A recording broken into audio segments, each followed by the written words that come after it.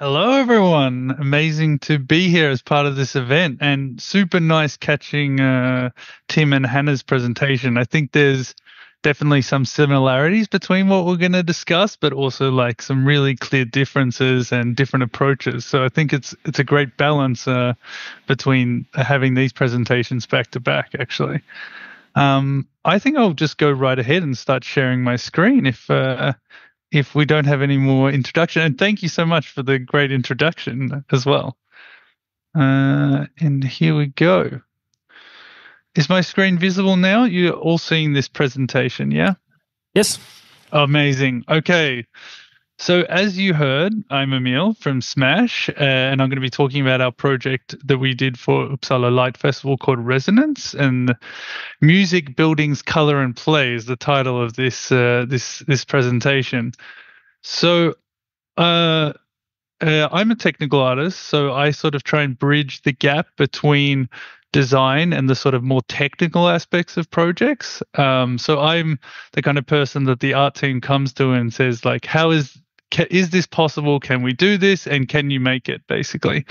At Smash, we really love working in projects that sort of mash together the digital and the physical. So that can be interactive installations, projection mapping, things with immersive storytelling, and we sort of try and work in the meeting point between art and technology and play, and have experiences that are accessible for a wide range of people. And I think a lot of studios that are like us have come more from a technical background. Well, we've sort of come from this more storytelling angle. So we started as a 3D studio, doing animation and narrative work, and now we've moved on to these more immersive experiences. I'll just go over a couple of quick previous projects just so you get some sort of background on how we worked during this project. So this is a project we did for a light festival in Stockholm. It was projected on the synagogue for Nobel Week Lights Festival. And then we ended up doing another project for Nobel Week Lights Festival the next year, which it was Love at First Sight. I think this project is really cool because we use live dancers to create the animations of the characters. And the building's facade was really interesting. It's this U-shaped facade. And as you can see, the U shape allows you to work with a lot of depth and perspective. So we could really sort of create a world both behind and in front of the building that the audience could experience. And this was a longer piece for a projection mapping show, I would say. So it was around 4 minutes, and it was completely narrative driven. So the users followed a story, and it was also really special because it was the building where our founders met and fell in love. So it had to be a love story, of course. Another project we worked on is called Matilda. So this is a more traditional narrative piece, and it was a 3D animation for an animal rights charity with voiced by Bella Ramsey, and we just wanted Webby for this, so we're very proud of that. And rather than go for a completely realistic look, we thought that it suited a more sort of stylized appearance, and I think that's something we like to do, is that each piece we work on has its own sort of look and feel, and it doesn't always need to be sort of this hyper realistic sort of setting. It can be a style that really suits the piece. Another project we're really proud of is the Children's Hospital in Barcelona. So this was an interactive installation at a kids' hospital, and it was there to try and help children who are sick to get in touch with nature, which they might not have access to. And so this had a number of touch points where the kids could interact with it. I think you can see that globe that controlled the sun in the experience, and the kids could also create their own animals, which they could then upload into the experience and witness. So I think this is something we really like to work with because it's a mix of like design, physical, digital, and it also is for a good cause and sort of great message there. But now let's talk about Resonance, which it's an interactive projection mapping piece, which, as far as we know, there's not a lot of other people working in this space. So we thought it was quite special and challenging because there wasn't really a written script for us to follow in terms of what we should do for this type of piece. And it was in Uppsala on the town hall in the towns and based around the town square. And we knew that after, like, we worked a lot on these sort of narrative driven pieces that, you know, have a set fixed time limit. So you might have 4 minutes to tell a story. But when you have something that is like purely interactive, instead the sort of the time span is potentially unlimited. Someone might be stopping by for 10 seconds, someone might be stopping by for 10 minutes. So we needed to make a piece that worked for all those sort of interactions. And we also needed to create a piece that, because it was in the town square, it works for those who are experiencing the piece, but also for those that are watching. So the piece was based around these 4 buttons that allowed you to send these ripples of light across the building. And as well as creating these sort of ripples of light, each of these also helped sort of charge up the building in the color of the button that you were standing on. And only by every 4 people standing on the button could you release this sort of giant crescendo that happened at the end, which our sort of message there was about how collective action can be much stronger than individual action. So the sort of final unlocking thing could only be unlocked if you were 4 people rather than just one person. So we can do more together. And that was also the theme of the festival. And as you can see, there's this sort of fish going across the building. And the other thing we're working with is the ocean, because it's something we sort of have an impact on, but we're not always sort of aware of the impact we have. And one sort of footstep can make this big ripple across the ocean. And yeah, we wanted to make something that was focused around people. And as you heard in the introduction, it was a challenge for us of how do we get a message across when it is an interactive piece and it's open-ended, and if there's people who are going to be staying for various lengths of time. So we know it needed to be sort of a fairly simple interaction, but something that could, both work. If you stepped on it, you saw these waves and you could have a fun interaction there, but you could also join forces with other people and create a more transformative experience. We think this worked quite well and worked within the sort of challenges that had been set by this sort of the way the piece was set up. And I'm going to talk about the process of how we made this. So this was made in Unreal Engine, but I'll sort of go step by step of all the sort of elements that we use to put this together. So we always try and start with a strong concept before we move on to production.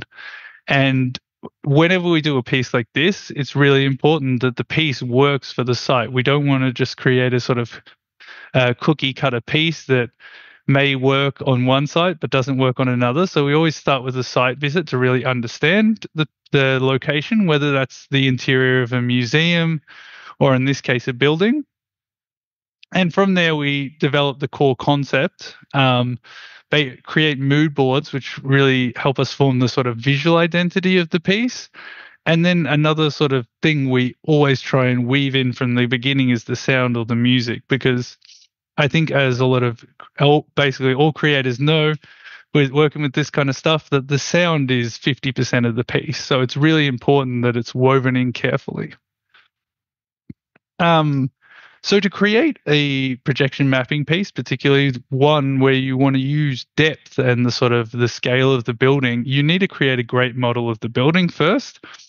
So how we do this is we actually scan the building using a drone and take it into a software called reality capture, where we get a detailed model of the building. The problem with this model created by the computer is that it's way too complicated and high end for us to be able to work with in a sort of hands-on way. So then we need to take it into a 3D software, and it's called remeshing the building. And AI seems to be taking a lot of jobs and work away from people at the moment, but this is still one thing, surprisingly, that is better done by hand, which is making this sort of simple mesh from the complex one.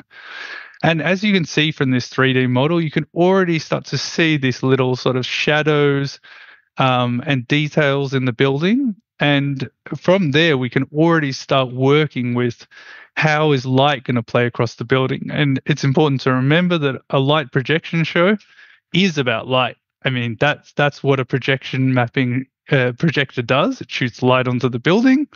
And from there, we can really play with the light, the shadow, to create these sort of effects that you can't do if you don't fully understand how the building is built.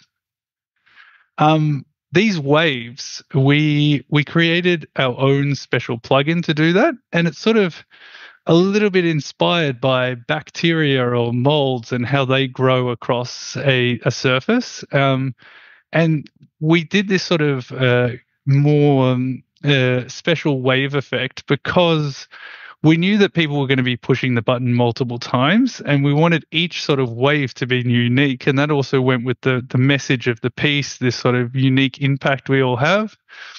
And therefore, each wave needs to be unique.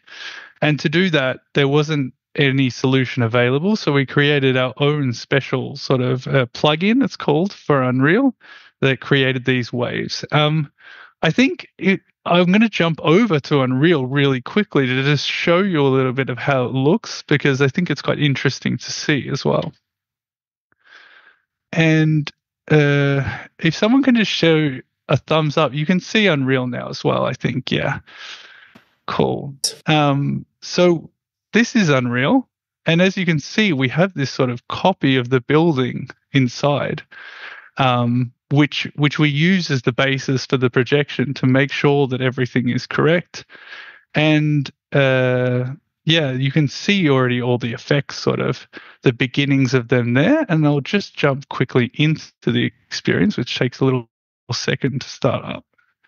And you can hopefully see how these sort of wave effects work in real time, which I think is fun to see. And you can also already see here these sort of colors that were the match the four colors, the pads. And you can also see we've got these fish swimming across, which was also talking about creating something interactive. It can't just be a loop. So we needed to have fish that use their own sort of AI behavior to move across the surface. And here we've got some waves appearing across the surface. And you can also see that these coral sort of effects start to build up across the surface of the building. And then I won't do the full reveal, but there's also a connection, a great crescendo at the end. But I'll save that for another time. Yeah, and we think it's really important to test and make sure everything works before we deliver it. And it's challenging with the projection mapping piece because obviously you don't always have access to the projectors and the space beforehand. So we created a wooden model, which I've also got here, thought I would show. And you can see it ends up being also quite a nice piece to have later around the office, but it's it allows us to test the experience and test the effects we're creating, and make sure it's all working before we go to the actual space and deliver the experience, which it revealed to us some of the sort of things that could be done better, and also helped us feel sure in the fact that we've been doing a lot of things right, which was great. When it comes down to actually delivering the experience, we need to do a process called mapping, which is we're making sure the image sits correctly on the building. And I think if you saw in Unreal, there are a number of like little lights that might go around the frame of a window, for example. And in order to make that sit correctly, because if it sits wrong, it's going to look very weird, we use a software called Resolume, or there's another one called MadMapper. And as you can see, we line up the sort of where the bricks are to make sure each brick is where it should be. And it's a fun process to do because we'd already started to get a little bit of a crowd going even when we were doing the test pattern, which I thought was quite fun because, yeah, it sort of also made us feel quite sure of our experience when even the test pattern was gathering a little bit of a crowd. So these pads that we used as well, we needed something that could handle the elements because it was in November. So I was going to say rain, hail, or shine, but it probably not expecting too much sunshine in the middle of November. So more snow, rain, and cold. And so we use a basis of the pad was sort of industrial pads that are used in factories, so that we knew they were super solid, created by our collaborators Jonas and Rose. And as you can see, each pad had lights that matched the color of the building, and these kind of like really simple details where you sort of match a color, I think adds so much to the user experience. And also make it feel a little bit more multi-sensory in the fact that there's not just a sort of a screen playing content, but you've also got these small amounts of light on the pads themselves, which also invites people to come and try the experience, which I think is really important. And the pads managed to last the full 2 weeks, which was really, which we were really happy with. We did have some backup pads, but we didn't need them. And they really got put to the test. There was a lot of kids jumping very aggressively on them. I think I saw some beer spilled on one of them, but they survived, which we were super happy with. And it was very reassuring. Yeah. And to the sort of opening question we had at the start of this was this storytelling. How do we tell a story in a sort of interactive way? And it was really interesting hearing Hannah and Tim talk about how they approach this sort of interactive storytelling. And I think they had sort of less of a limit in that was a sort of fixed time experience where people could walk through, but we had a lot less control of our guests. But I don't know. I think that interaction can really open up the possibilities for storytelling, and that it means that visitors can actually create their own narratives. Like, do you remember when you jumped on that and that happened, and then I did this and this happened? So even if you only create a relatively short sort of experience, the time that the user created narrative happens can actually happen over a much longer space. But yeah, as I wrote in the final point here, is that you have to be ready to let go and have people do things that you don't expect to happen. And that can be a difficult thing as a creator if you're used to working in film, which we were, that the narrative is from point A to point B. There may be a C and a D and an E along the way here. The narrative jumps between, in that it's sort of user created, and you have to be ready to accept that. Music, as I mentioned before, is super important for us, and it's really what brings a lot of experiences alive.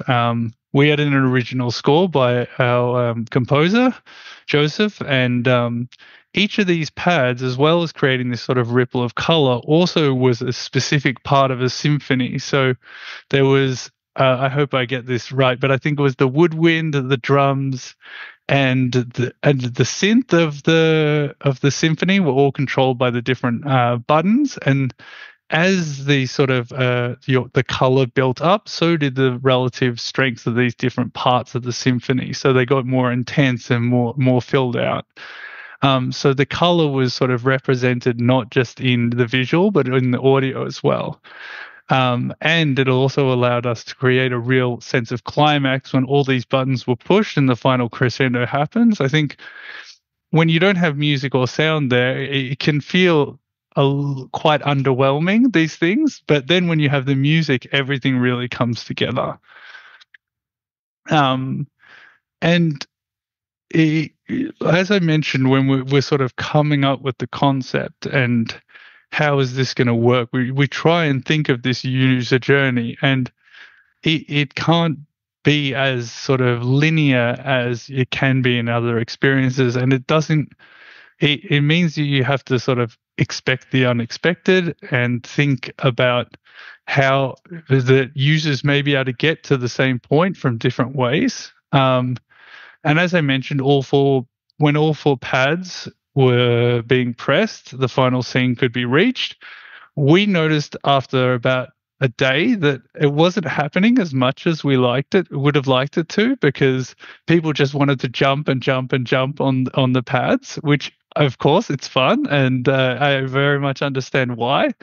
But we decided to make it a little bit easier for that to happen. And that's one of the things that is nice about these kind of experiences that are real time. It's actually quite easy for us to update and sort of a little bit like tailor the user journey so that it's a little bit more streamlined. And that I think is really interesting, this ability to sort of tweak and perfect. But as you said, we wanted an experience that is worked solo and worked in collaboration, and I think we achieved that.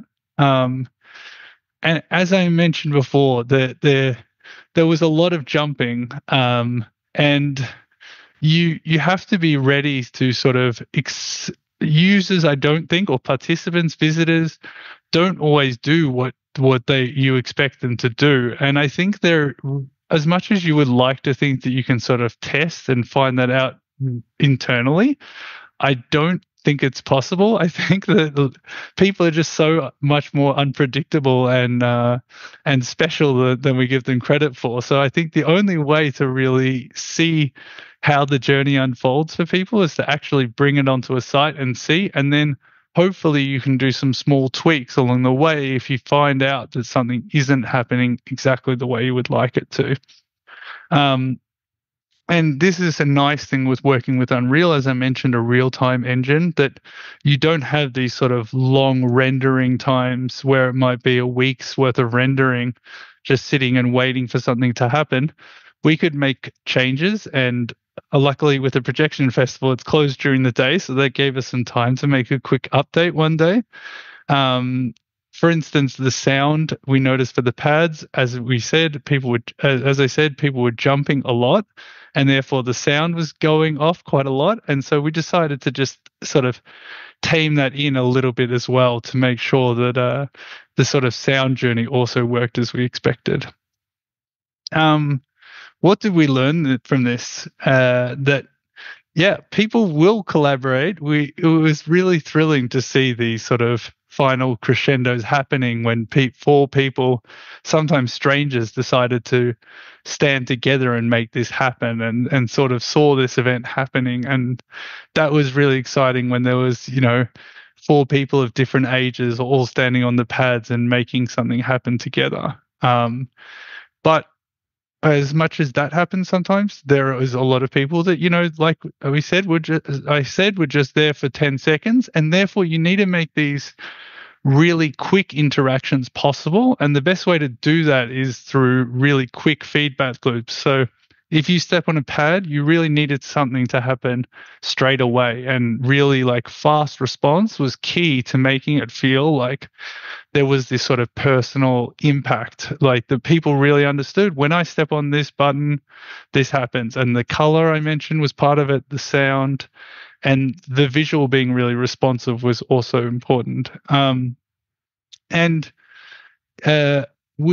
you're working with more narrative-driven pieces, I think you can try and build up a very complicated narrative and have things be very intertwined. And that is very interesting and cool, but sometimes you need to sort of simplify and take things back down to the sort of simplest elements and find something that works really well there, and then you can build on it from there. So when you have a really clear, simple concept, you can add a lot to it, and I think it doesn't always need to be a super complicated story for people to really get engaged.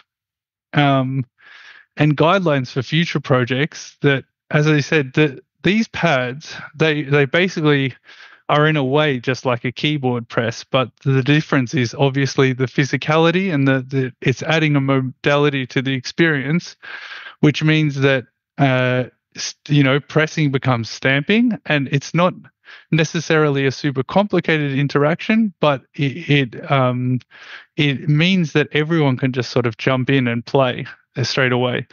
But an experience does need to be responsive. As I said, things need to happen as soon as you hit a pad. People need to be able to see the action, and people need to be able to feel. And I think this why we tied in the theme of the ocean as well, because it gives this sort of emotional resonance and meaning to the experience, which might not have been there otherwise. And yeah, when you don't know how people are going to interact, and even people don't know how to interact with each other, you can actually create a longer narrative, because people can stay there and play together for a longer period of time. While if you have a fixed narrative piece, if it's 5 minutes, it's 5 minutes. And we got to turn this building into a shared both the visual and musical instrument, and that was sort of really exciting. And it was there for 2 weeks. And I think there's something beautiful to the temporary installation as well. Of course, it's really nice to have a permanent exhibit, but the cool thing was when you only have 2 weeks, it means that people really collaborate and go to that spot for those 2 weeks time. And had this have not have been a temporary piece, maybe there would not have been enough people around to really get it to work as we'd intended. But the fact that it was only there for 2 weeks meant that people were sort of gathering around, and crowds came and watched it. And that was super exciting to see. Cool. Thank you so much for listening. I'm really excited to hear if you've got any questions or thoughts or anything else. Yeah, that's all for the presentation, but thank you so much.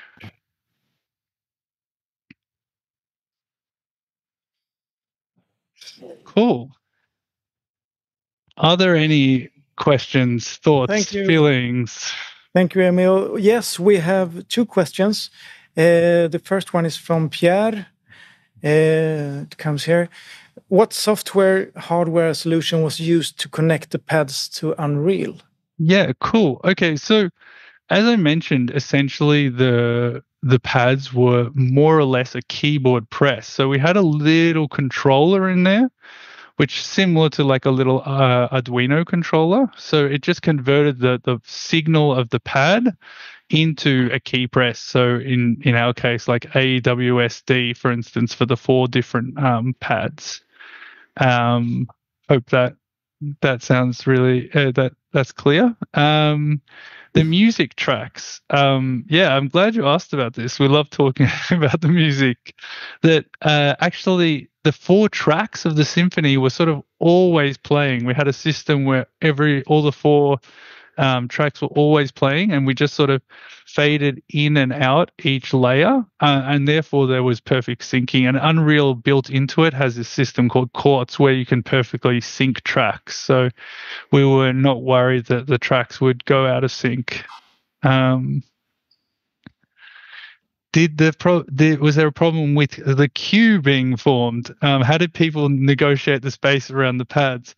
Yeah, I mean, when I think the piece was running from 4 till 10 o'clock at night, if I remember correctly. So you can imagine along those kind of edge times, like 4 o'clock and 10 o'clock, there wasn't that many people there watching the experience. But this sort of 6 o'clock kid-friendly time, there was quite a lot of people. And I think the crowd managed to sort of self-manage themselves, which was really nice. And part of that, I think, is like I talked about the simple interactions. We didn't need someone there that was telling people like, here's your headset, you put it on now, you view the experience. People could just jump in and sort of and go. And so parents often, they created their own queue system where like, okay, my kid's next, your kid's after. So it actually worked fairly well. And I think with the piece based around collaboration, I was happy to see that